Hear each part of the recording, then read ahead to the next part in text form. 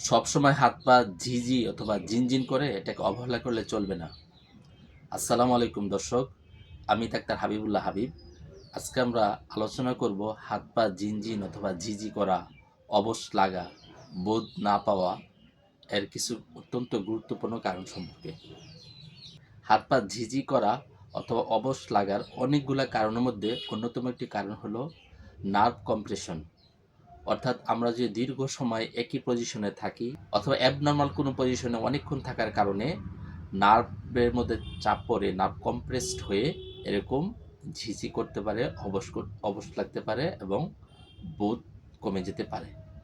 আরেকটি গুরুত্বপূর্ণ কারণ হলো ভিটামিন বি 12 ডেফিসিয়েন্সি, অর্থাৎ ভিটামিন বি 12 এর অভাবের কারণে।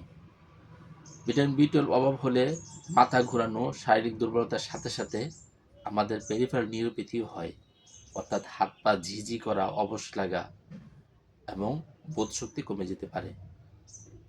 পেরিফেরাল নিউরোপ্যাথি অথবা হাত পা ঝিঝি ঝিনঝিন করার আরেকটা মোস্ট ইম্পর্টেন্ট কারণ হলো ডায়াবেটিস মেলাইটাস। ডায়াবেটিস হলে আমাদের যে নার্ভগুলো আছে সেখানে ছোটো ছোটো রক্ত সঞ্চালন নালীগুলো থাকে, এগুলোকে ব্লক করে দেয়।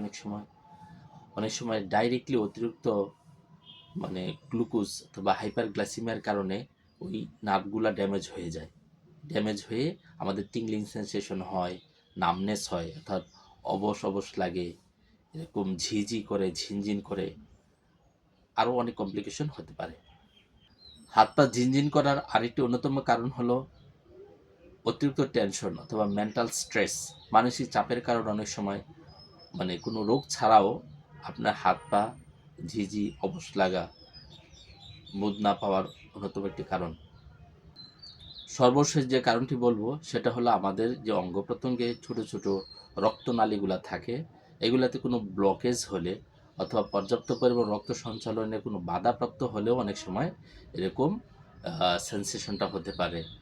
যাই হোক, যাদের এই সমস্যাগুলো হচ্ছে এর আসল কারণটা বের করার জন্য একজন ডক্টরের শরণাপন্ন হয়ে এর সঠিক সমাধান করে নেবেন। ধন্যবাদ।